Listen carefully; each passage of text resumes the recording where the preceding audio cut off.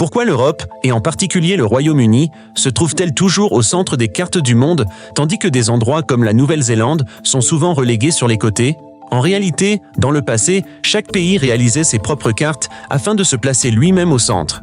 Les États-Unis ont créé des cartes avec l'Amérique au milieu, et la Chine a fait la même chose. Mais un problème est apparu.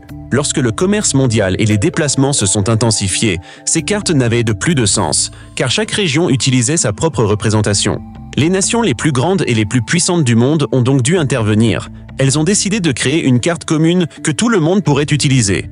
Mais la question la plus importante était, qui allait décider du centre du monde? À cette époque, un pays détenait un pouvoir si grand qu'il allait presque de soi qu'il prendrait cette décision. C'était le Royaume-Uni. Ils ont choisi de se placer eux-mêmes au centre de toutes les cartes. Et non seulement cela, ils ont également choisi Greenwich comme point de départ pour la mesure du temps. Cela a toutefois donné l'impression que des lieux comme la Nouvelle-Zélande étaient extrêmement éloignés. Mais en même temps, cela leur a offert l'avantage de commencer la nouvelle journée 12 heures plus tôt que le Royaume-Uni.